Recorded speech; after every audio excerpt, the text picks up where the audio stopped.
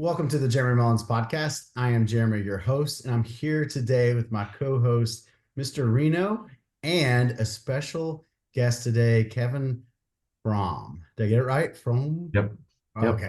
I always pronounced it Froom before, maybe because your sports car is like fast, like room, zoom, zoom, Froom. Like the count. Sure. Works. Like you've been called worse, right? A lot worse. Hey, speaking of called bad things, we got our first one-star review. Yeah, that's right. And really, whoever you are, if you're leaving a one-star review, you got to put your name, you got to put a fake name. Just put what we're doing wrong or what you don't like. Don't just give a one star. That's crazy. I'll be more than happy to improve. I mean, I get it. Like I try to not speak in Appalachia, so you guys can understand me. Like we can put captions up if you don't understand me. Like whatever's needed. We just want to improve on it, right? That's Um, right. but it's we laugh about it like, hey, we're not going to be for everybody. I understand that. Like a lot of the message may not be what people want to hear, and that's okay. So but all jokes aside, like, hey, throw in there if it's something that we can improve on. Let us know. It could be the quality of the video, cool. It could be the quality of the sound. Like, let us know. Those are things that we want to work on. So Yeah, right now we're looking at so we have 51 5-star reviews on Apple Podcast and one measly one-star review. And we're after this episode, actually probably tonight, we're gonna jump over the 7,000 downloads mark. So that's 7,000 of you guys listening on every episode on a weekly basis. So keep listening, and obviously don't forget we have two presenting partners right now. We have GreenUp Wealth Management, which with the link below in the YouTube and on the podcast things, you can get a free consultation with them. And then with Summit Rejuvenation Clinics, you can also get a free consultation with them. And they also will work with you and get blood work at a local place near you, and go over your numbers and all that stuff at no cost. So again, jump on those: Summit Rejuvenation and Green Wealth Management. awesome. Well, hopefully today with our guest, we will get more five-star reviews when we tell the story of Kevin. And for those that are listening, I'm going to kind of, draw out, or not draw out literally, but like kind of paint a photo for you and kind of imagine this, but think of a middle-aged father that is 150 pounds, overweight, right? And we talked about this being 30 to 40%, body fat. And there's a lot of people that are in this, like for whatever reasons in life, things happen. We're not able to put the effort, the time, we're not able to prioritize, ourself, and we get into these situations. But then imagining 12 months later, being down 145, 150 pounds, going from 30 to 40% body fat to single digit body fat, and single digit body fat. And we'll touch a little bit on this on a DEXA scan, which is kind of the gold standard when it comes to testing body fat. Those are the results, Kevin, that you got last year, which are just, nothing short of amazing. Yeah, it was a lot of work. A lot of work and a lot of consistency, but frankly, it was an enjoyable process and I wouldn't go back and change any part of it. So it was an awesome journey. And I'm Yeah, still just learning. for the listener, that doesn't. I know a lot of people know Kevin because right now our listeners are a lot of people that I work with, a lot of people that are on Team Alpha, which is the team that I coach inside of the First Form app. Kevin was one of my winners last year in the is it summer, or they all run together? Summer, yeah. Summer challenge. He won the lifestyle portion of that, and we've been working on the app together for a little bit over a year. And the beautiful thing about inside the app is I get to know individuals like yourself more and more as we go along, right? We were talking a little bit offline with this, in the beginning of challenges when there's just a lot of messages, a lot of people. I'm herding cats, for lack of better terms, right? I'm trying to get people consuming the protein, walking on a daily basis, like getting in there. And before we start getting into the journey and us asking some questions, just tell us a little bit more. Tell the listener about yourself, where you're from, talk about your wife, talk about your kids, what you do. And then in that with how you've improved in all aspects, right? And we'll put up the before and after photos where people can literally look and see before and after what the difference between 30% body fat, close to 40% body fat. And we're guessing at that, guys, because listen, I asked him earlier and he's like, Jeremy, I don't know. I didn't have it tested. I didn't want to test it. So we're guessing at that number. So we're going to be able to see that difference, but kind of touch on like how you've improved in other aspects. Okay. Well, yeah, my name's Kevin Fromm, and I live in Gilbert, Arizona, which is a suburb on the southeast side of Phoenix. My wife and I and two kids moved here about 3 years ago from the Pacific Northwest. We lived in about 30 miles north of Seattle, Washington, and decided to move down here. We've got family down here, and just the lifestyle is a little bit different what we were looking for. So we moved here with a 2-year-old and a 4-year-old at the time, and now they're 4 and 7. And I work in construction, commercial construction, and it's a desk job. I don't swing hammers and use tools, so it's a pretty sedentary job. And I think I got used to the sitting behind a desk and then going home and vegging out, not really doing a whole lot. And I think when the COVID pandemic came around, I started doing that even more, where I wasn't even leaving the house and I wasn't really doing much of anything. And frankly, for me, my wife actually, she says she didn't even realize I was drinking as much as I was, but I was drinking quite a bit. And it's just a lot of calories that I was consuming, and the food that I was eating was processed stuff. It was in a bag and in a box, or it was restaurants, or it was takeout. That's a lot. Most of what my diet was. If I ate steaks, it was big ribeye steaks, and I'd eat all the fat off of them, which is delicious, but I don't do that anymore. I still eat plenty of steak though. So anyways, I had a lot going for me. I still, look back at what I had in my life and the trajectory it was on, and I had a great life by, every measure. My wife was supportive and amazing. I had two great kids. But my wife was someone, she worked out pretty consistently. And I started reflecting on how I was feeling about things. And, it was interesting. I found that I was resentful of her working out. And it was resentful because she would go to bed early instead of staying up till midnight with me watching TV. And she was going to bed early because she was waking up early working out. And it was November of 22. November 27th of 2022, and I decided I needed to make a change. And I did. So I sent her a text. She was asleep, and I said, I'm starting 75 hard tomorrow. And I'm somebody, when I write something down, I'm pretty well committed to it. So I wrote out a big long text to her, and I said, this is what I'm doing. This is why I'm doing it. It's going to be hard, but I need you to push me. And when I don't want to do it, you need to push me harder. And thankfully she did. So the days that I didn't want to, she pushed me. We were in Flagstaff in early December, so like 2 weeks later, and Flagstaff is one of the snowiest cities in the country. And I remember I'm like, I just started 75 hard. I gotta go do an outdoor workout, and it's 9 degrees and it's snowing. And she made me go do it. So that was the type of support she gave me. She pushed me to do it. And then it was right about that time, early December too, I found the first PHORM app, and that's when I connected with you, Jeremy. I joined your team, got on your team just by happenstance. But we did the weekly check-ins. I would do my assessments and you would respond.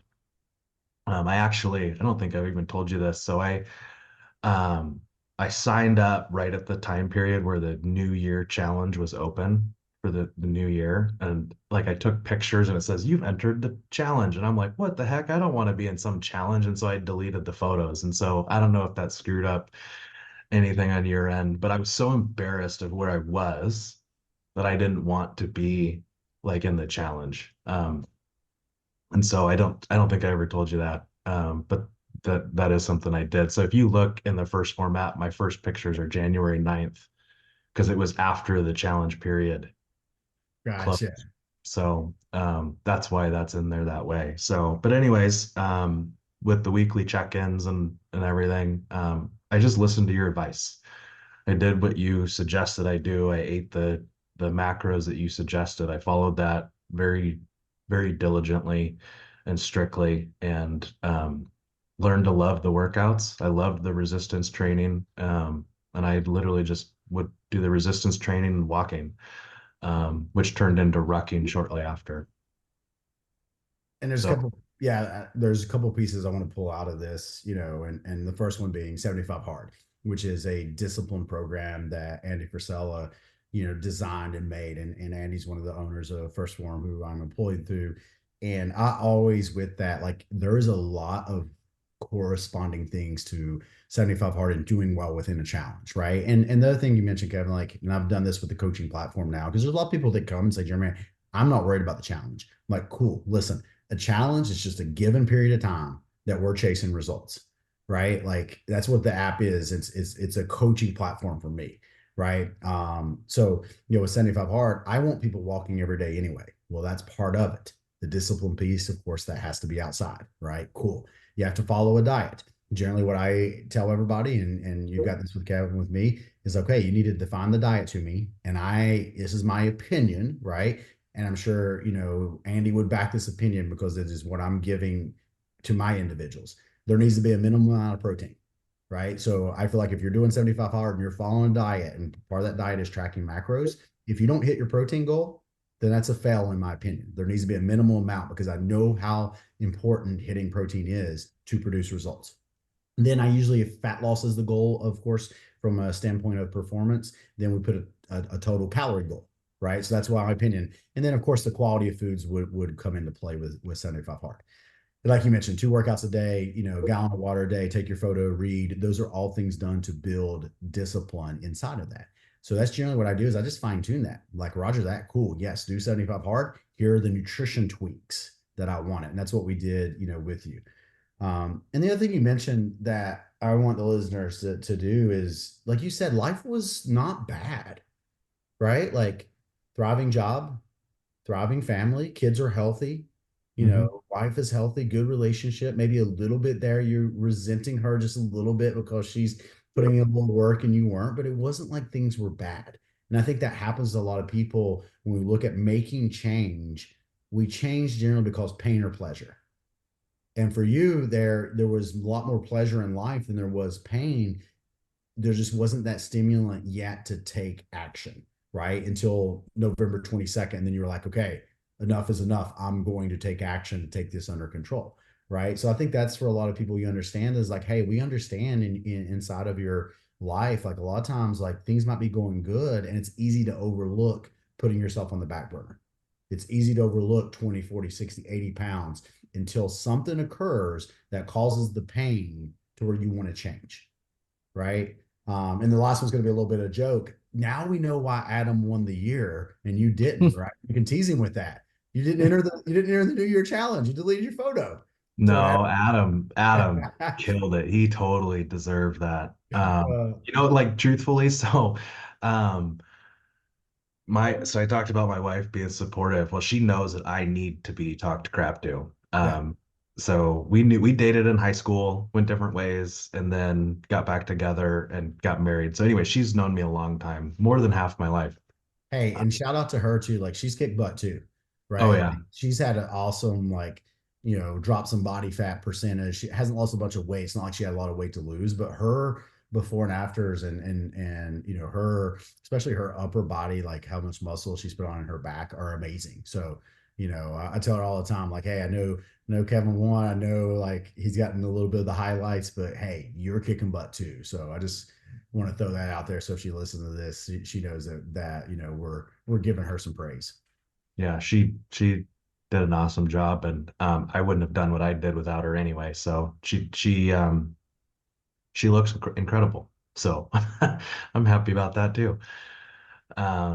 What I was gonna say though is, so she found Adam on Instagram maybe in August, like July or August. So like mid-summer challenge. And I wanted to win really bad. I just wanted to win. I like to win. I'm super competitive. And she's like, this guy's gonna beat you. And I'm like, who? And she's like, he's gonna beat you. You should look at his pictures. And so I went and looked at his pictures. I'm like, holy crap, he is gonna beat me. So it was like, I gotta go harder. So I mean, he actually inspired me to go even harder. And so Adam totally deserved to win. He won the year, and I'm super happy for him. So we actually text and talk on the phone, and never met him. I hope to meet him. Him and his wife want to come here for a vacation to Lake Havasu. So if they do, we'll connect with them. But That's awesome. Hey, you guys made me look good, right? That internal competition, like I think I can't remember if I messaged you on Instagram or him on Instagram, but I got the message mixed up. Basically, the message was the same that I was sending to both of them, but it was like I used the wrong name when I was texting one of them, and I'm like, and I can't remember if it was you or him, and message back like, hey, I think that was for the other one, and I'm like, well, it doesn't matter. I was like, the message is the same. I was like, if he wins, we're pushing hard for the year. If you win, right, I'm pushing him hard for the year. I was like, that's the take home message because both of you guys, finished up that challenge looking good. And you did like at that moment inside of the summer, you end up leaner and pushed it hard. But I think on the flip side, that had him finishing hard for the year. And proud of both of you guys, in that process. But I'm gonna ask a couple questions here to kind of get started. Especially if someone's in their journey right now. So this is dropping in January and maybe they're just getting started and you lost 145 pounds. But it's not like we race to the bottom to drop your calories, right? Or race to the bottom, to do as much rucking and with the load that you're doing now. It started with, basic protein and calories and walking, and then we slowly build on that. So, speak on that a little bit of like what your mindset was, what you were doing, a year ago in January versus maybe what you added or did throughout the year. yeah, so we set up my initial macros, the calorie goals based on my goal body weight. And we ran with that. And I think we landed on like 2,400 calories a day ish. And it was like 250 grams of protein initially. And we ran with that for a couple months. And then through the assessments, you would ask me how I was feeling. And I would respond. And so we actually raised my calories for a while and raised my protein. The highest we ever got was like 325 grams of protein a day. But I would say for the most part, we were at 300 grams. And I'm still doing 300 grams a day now. Um, but we played with the fats and the carbs based on how I was feeling. And I think that is actually one of the big things that helped me stay consistent because I was eating not an unreasonably low amount of calories. I would say through the year, I probably averaged right around that 23 to 2,400 calories, but it was spread out across 5 or 6 meals. And so when I tell people, they're like, well, weren't you hungry being in a deficit for so long? And it's, I never really got to the point of I'm so hungry I can't stand it, but I also never got to the point of I'm completely full because I was eating small meals so frequently. And the other thing is to be at that low of calories with that much protein, I had no choice but to basically use single ingredient foods and make my own stuff. So I was meal prepping everything.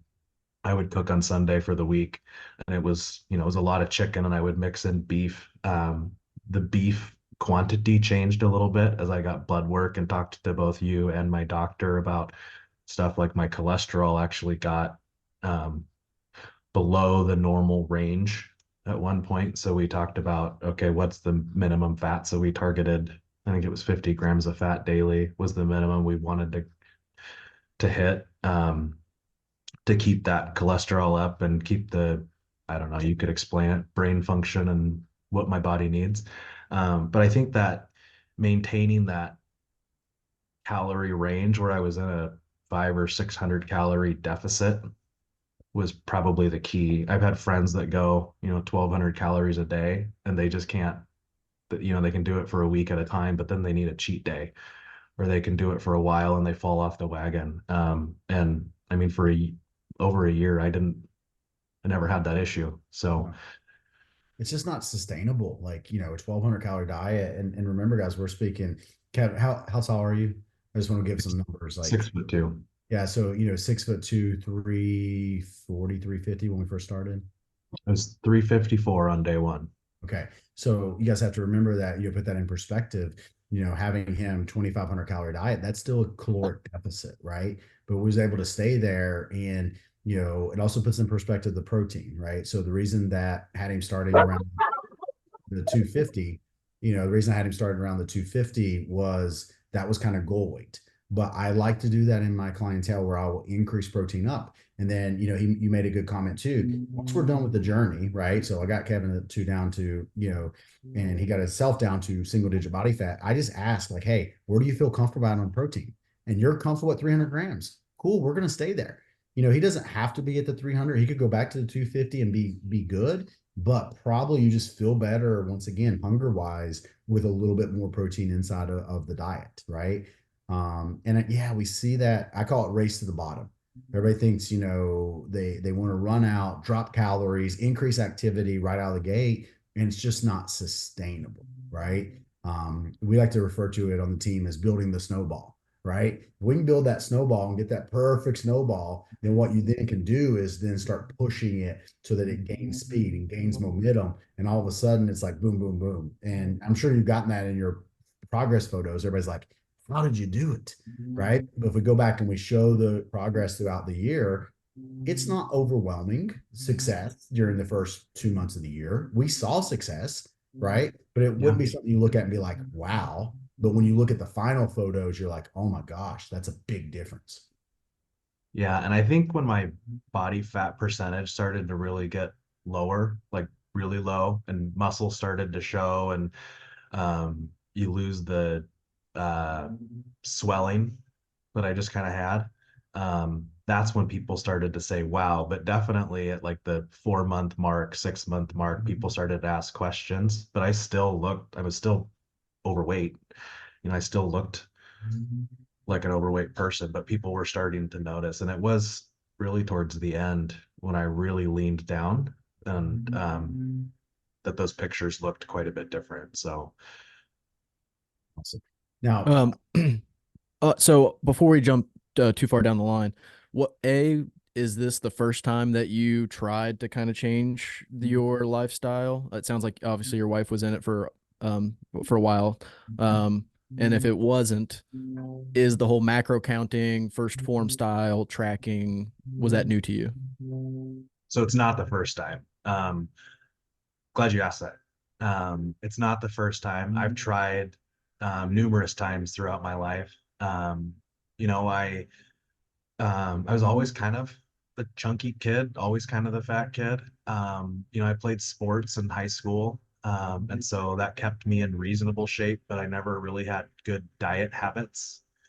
And so went to college, gained a bunch of weight, lost some weight when I decided to. And then, I tried different things. I tried keto and I tried different things. And the first form, tracking the macros, is what really worked for me. I like precision. I liked weighing my foods. I liked knowing what I was eating and not guessing. If I'm guessing, I'm definitely one who's going to tend to overeat or underestimate what I'm eating. And so, like today, I mean, right before this call, I weighed out my lunch and heated it up. I'm still doing that. And I think that's the key for me. It keeps me accountable. So this is the one that, is gonna stick. And I never lost weight like I did now. I would lose like 10 pounds, 20 pounds. When my wife Ashley and I got married, I went and lost maybe 30 pounds. But that didn't stick because I was running a lot and I was just not eating very much. Awesome. before your next question, Reno, something I pull out of that is, when you're making a big fat loss journey, okay, and we see a lot of people, and everybody always asks me, well, Jeremy, how do you get people to have that quote unquote amount of muscle tissue, when people lose weight? Couple things there. You mentioned your history. When you have a history of being athletic, doing some weight training, and then you gain weight, the good thing about it is you maintain that muscle tissue because you're in a calorie surplus, right? You're in a calorie surplus to gain the weight to begin with. And there's always a benefit of being overweight, and people overlook this. When you are 50, 60, 80, 100, 150 pounds overweight, your body will have good bone density and good muscle tissue. then the role of the, quote, dietitian or the nutritionist should be to maintain that muscle tissue as you're pulling the body fat off, right? And that's the reason I say, like, in your progress photos, why you look good at the end is yes, you dropped the body fat, you got to a low body fat percentage, but you also had that muscle tissue that we maintained that was already built underneath there. So that's something to take into consideration. If you've not, you're a listener and you've not really done a lot of resistance training over your life, you have to understand you might get to the end of your journey and be like, I'm not comfortable with the way I look. I want to gain some muscle tissue. And that's normal. I want the listener to understand that and know that. Yeah, and some of the percentages out there, and I don't have them offhand, but it was like 60% of the people that want to make a change in their life was likely to health conditions or just preserving lifestyle. But the second and third highest one was just they don't like the way they look in the mirror. They don't feel comfortable going around family parties, friends parties, whatever. So that was like one of the number one reasons why people kind of jumped into it. And I just want to throw these out there. 40, so this is just for you to be motivated to start, and you see Kevin's story, you hear Kevin's story, and follow the pathway. But 44% of North America have tried and are currently trying to lose weight. And then a new study just said one out of two people are trying to lose weight. So 50%. And then Kevin, I don't know your age, but between 20 and 39, you're 50% less likely to lose weight. So the longer you wait for this journey to start, you're just less likely to lose the weight. And then all the way up to 40 to 59 years old, you're 52% less likely to not lose the weight. So you kind of defied the odds. You really fought adversity, whether it was easy the whole time and you kind of didn't think too much through it, but you really Are you defied. assuming my age? What is it? Are you assuming my age? I assumed your age. You I'm look like you're 37. 19. I'm 37. So look, you were 50% less likely to even do it just based on numbers. Well, the statistics that you read are the reasons. So I didn't like the way I looked. I didn't actually have any medical conditions that were probably overly alarming. The biggest thing I got was my blood pressure was in the hypertension range. So that was, and the doctor would say you need to lose weight. But I didn't have, I wasn't diabetic. I didn't have any major uh, immediate concerns. So, but I didn't like the way I looked. And ultimately, I think more than anything is I didn't like the habits I was showing to my kids. And because I was uncomfortable and because I lacked energy and lacked discipline, I couldn't be the parent that I wanted to be or the husband that I wanted to be. We talk about motivation all the time, and motivation, it varies. Some days we're highly motivated, other days we're not, right? And we talk about building habits to, make sure that day in and day out, we're doing these habits to achieve our goals. You talk about your kids, right? You talked about your wife. What was your why, right? Like, and you said this to me, that was one of your biggest things and that you would recommend to people is to really know their why when they start this journey. What was yours? And why do you feel it's so important that someone knows this when they're starting this journey? Okay. My why was my wife and kids. So, we probably all have read things about the leading causes of death for people. And one of them is obesity. I think that is the leading cause of death if you really look at, the issues that are outlined. And so I started doing some research on it. And with how overweight I was, what I kind of learned was that I was reducing my life expectancy significantly. Realistically, what I found was it was 10 to 15 years was the best estimate is how much I would shorten my lifespan by being that overweight. And I just wasn't willing to accept that. I wasn't willing to lose the time on the back end, and knowing that I was not being present for my wife and kids every single day like I should be, was what ultimately drove me to change. So that was my strong why. I wanted to be better for them today, every day, but also be there longer than I was setting myself up for otherwise. So that was my why. And I do talk about why and it being an important thing.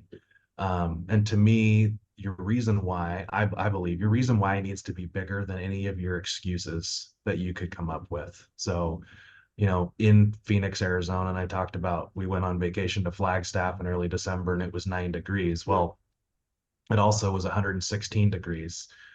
And so that's in the summer. And so that's quite a temperature range. And most people would sit inside and say, I'm not going outside to do an outside workout when it's 116 degrees. But I committed to myself, I committed to my family to do that. And so, and I intentionally did it at the hottest part of the day through the summer. So I would go out and I would do a ruck every single day at 4:30 in the afternoon, to take in that heat. And so as the temperature creeped up into the hundreds and then the 110s and then the 100 teens, the hottest day I did it was 116. And I was still out there with a rucksack doing 4 miles every single day without fail. And that was uh, probably extreme. I would drink a gallon of water on those hot days. Like I would literally bring a Camelback that holds, or 3 liters, so almost a 4 liters. 4 liters I had in it, so over a gallon. I would take that out and I would drink the entire thing. And I think most people would say, "Don't do that. That's dumb." People told me that you're gonna get sick, you're gonna get hurt or worse. But I was committed to my journey and committed to doing that. And my kids and my wife were more important than any Yes. comfort. I mean, I look at that as you just assess the risk, right? So when we have these extremely cold weather, you have these extremely hot weather, you're just assessing the risk, right? And you minimize the risk by, okay, hot weather, you dressed a certain way, you provided fluids. That minimizes the risk, right? Same thing if you're going to go out and right now it's cold in a lot of places, right? And it's -5 degrees. Okay, how are you going to minimize the risk of having, issues from the cold? You wear clothing, you wear certain layers, right? So you minimize the risk, but the goal doesn't change, right? The habit doesn't change. It's just the weather, and then you adjust those things. And just so I can get one up on Reno here, and you mentioned it, Kevin. Research does suggest, and I'm pulling this from an old social media post. I did the research before, that the more active parents are, then the less likely their kids are to be overweight and obese.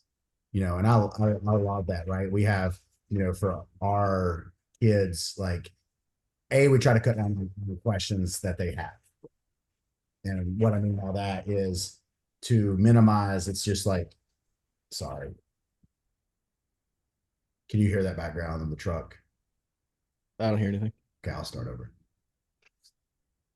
To minimize like questions that my kids are giving me, right? To be a better parent, we've also just kind of made rules. So like with our kids, if they want a dessert, as long as they worked out for the day, they can have a dessert after dinner. So right, it's a yes and no question. Did you finish your dinner? Yes. Did you work out? Yes. Cool. And then you can have ice cream or you can have whatever it is, right? So what we try to do is make where it is just a lifestyle with them. They see it and we do it, and I think that is so true because when you go on these journeys, guys, no matter what it is, whether it's a fitness journey, financial journey, building your career, things are going to get hard. There are going to be obstacles, and you need to lean back on what is the real reason you're doing that, right? Because, Kevin, you mentioned earlier, the pain of starting wasn't necessarily health, right? You had high blood pressure. You weren't sick yet to cause the stimulation or the pain to make a change, right?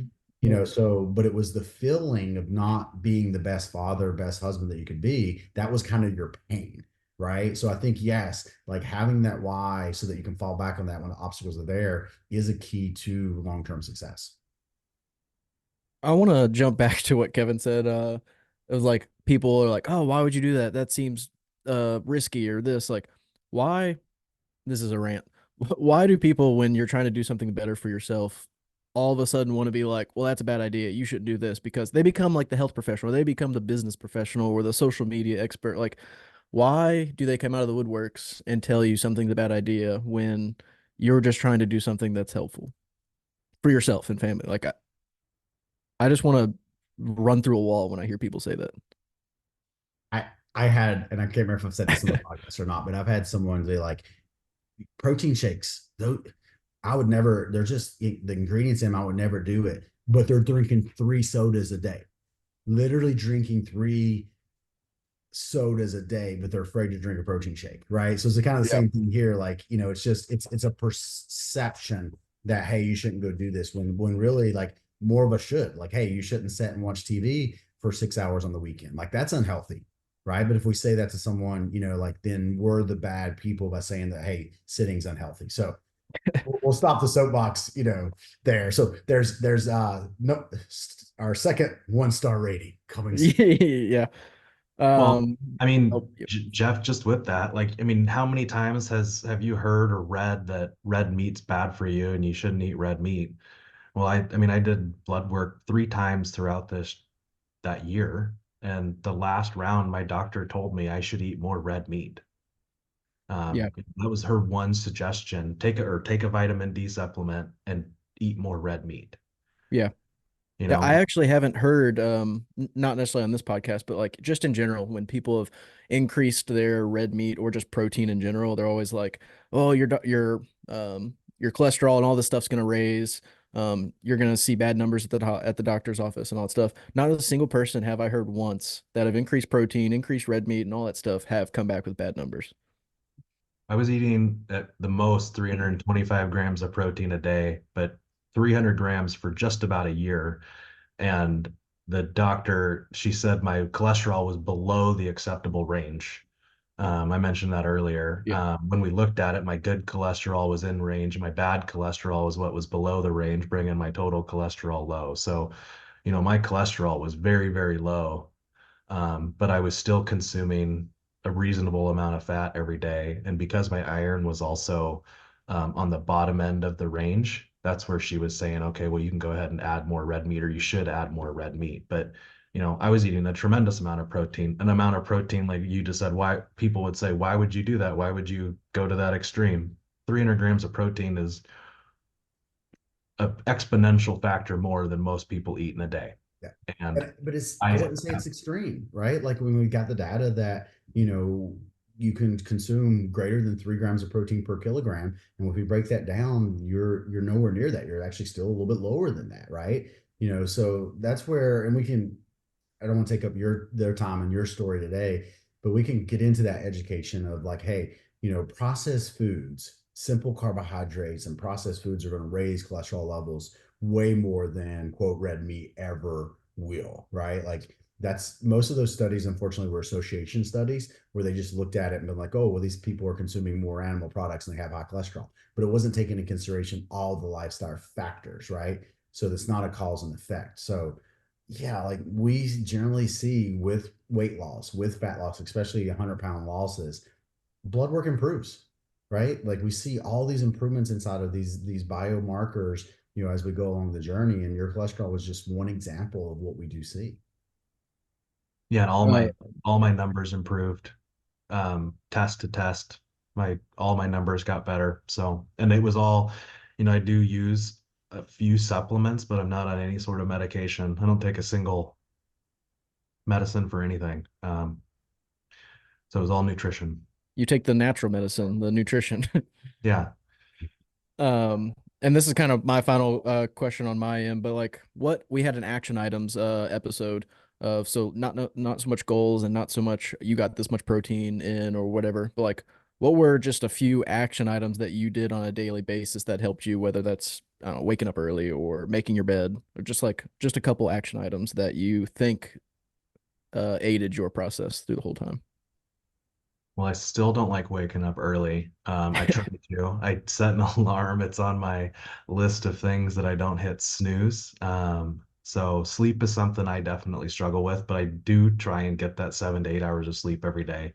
The workouts have become so enjoyable that I don't miss them. I actually just switched my workout routine, and it took 2 lifting days away a week, and I'm not sure I like that very much. So I'm down to 4. But I said, these are the things I'm setting out to do. I'm gonna get as close to 7 hours of sleep as I can. I'm gonna drink a gallon of water minimum. I'm gonna do these 2 workouts. And frankly, I started doing the walking because Jeremy suggested, walk 45 minutes to an hour a day. And as I lost weight, walking became something that I didn't feel like was difficult enough. My sister-in-law suggested, she's in the Army National Guard, and she suggested that I take up rucking, or I try rucking. So I just did that with a backpack and a weight initially, and that turned into really falling in love with that. So that became something I do every day. Um, um, just I think it's that. It's the little habits. It's pick a habit and add it to your list, and you have to focus on just one at a time.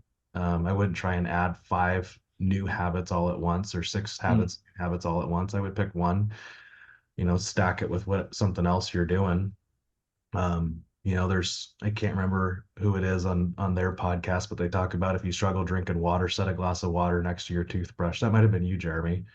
Yep. And when you brush your teeth, drink the glass of water. Yep. Little things like that. And so that's what I did. I just started finding ways to implement one thing at a time, and it worked. I love Awesome.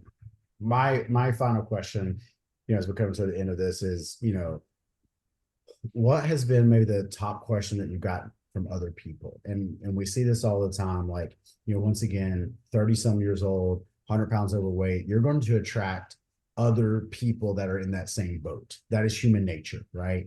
When I see someone that is dealing with the same obstacles that I am, whether that be, kids, whether that be young kids, like we tend to, gravitate towards that. So you can correct me if I'm wrong, but I'm sure that's a lot of the people that have been reaching out are late 30s, that have significant amount of weight to lose, because that's where you were at. What does that conversation look like? What are you telling them? It is those people that are in a similar situation. Those are the ones that reach out. I'm not getting people that are in reasonable shape, aren't the ones getting a hold of me. It's the ones who have a lot to lose. Most of them are dads. Most of them have kids. And the questions I get is, one, just how did you do it is one. And I give a pretty simple explanation on tracking macros. I say start with just measuring and keeping track of everything you're eating so you know where you're at. And then you should be setting macro goals with some sort of advisor, and working out and walking. So I tell them that. The other question I get, and maybe it's the most, is how do you find the time? How do you find the time to do that? And I think my response is a little hard, a little harsh, maybe for some people. But I think it's true. I think it's mostly well received, is you have to make the time, because if you don't, you're going to lose it. So, I didn't look at me spending 2 hours a day working out, or an hour and a half a day, or whatever it was. It was generally hour and a half to 2 hours. I didn't look at it as time away, but rather an investment. So the saying, you got to put on your oxygen mask on a plane. They say put on your oxygen mask before you help someone else. I had to help myself before I could really be there for my kids and my wife. And so spending that time made me a better person all around, which made me a better dad and a better husband. And so I looked at it that way. I put me first. I would do a workout first thing in the morning. And that's what I tell people to do, or I suggest people do. Put yourself first. It's not selfish. No, and here's the reality. Go back to what you said at the beginning.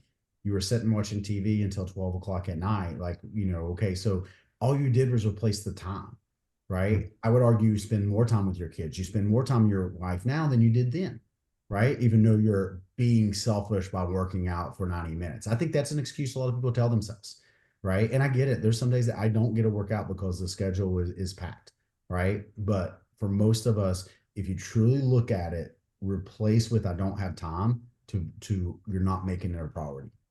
Most people have time in their schedule, right? Like we rarely, for me and Katie, like we rarely watch TV shows. A lot of times, like if we do get a vacation, we travel, like that's when you binge watch, shows, because you have, the time to do it. But rarely do we watch TV, and if it is TV right now, it's Miss Rachel, like with the kids, the baby, that's what we put on the TV right now. That's part of life, so I think that's important for people to take out of that when you're saying, hey, give yourself, a 90 minutes, 2 hours a day. You've got the time. You just got to be honest with yourself and look and see where you're spending that time at right now. Yeah, you got to be more efficient with it. So, I mean, like yesterday, I did 2 workouts yesterday, or a workout, and I went for a ruck, and My daughter had soccer practice at 5:15 and we got there half an hour early so we could go kick the ball around and play. So, like it definitely made time. It's important, but it's prioritizing time differently. Awesome. Kevin, great stuff. Like, and I think, in a summary, looking at this, losing 145 pounds, going from, 30, 40% body fat to single digit body fat, telling your story, I think telling the story today on the podcast and Reno, us putting up some before and afters that people can see, is really going to help people understand like A, what it takes, B, what needs to be done, and kind of the mindset shift in order to produce those results, right? And I understand a lot of times just looking at it before and after, you don't know the whole story. We can't tell the whole story here in an episode. There's more to it. There's more things that, Kevin had to overcome. But I think, what we did discuss today is going to help a lot of people. And a lot of people who need the help and understanding that they can have success. They just got to make themselves, a priority and understand that, it is a journey that takes time, but they can succeed. Guys, I appreciate you coming on. Kevin, I appreciate you being a guest today. Guys, we hope to bring you guys more people that I've had the honor to, help coach and help them produce results along the way. One last parting, that I'll have as we wrap this up is what's next from, a physical standpoint. Now that you're at goal weight, you're at goal body fat, what is next for you? What is Kevin chasing now in his journey? Well, I refuse to become the statistic that gains it back. So I'm being mindful of that, but I was in a calorie deficit and lost a lot of body fat. And this year I mean, my pictures look like I have lots of muscle and I think, maybe I do because I had all that extra weight, but I want to add strength this year. So I mean, you and I are focusing on, how do I work out differently and how do I eat a little bit differently to support muscle growth? So that's my physical goal. But, my personal goal or my professional goal is throughout this journey. I had a goal of starting a business and I started that last year. So as I'm looking forward, the discipline and the habits that I put into fitness are definitely relatable to getting the business moving and going and growing. So that's a big part of my focus in the coming year. Awesome. I love it. Guys, until next time, I hope you have a great day and we will talk to you soon. See you. Guys.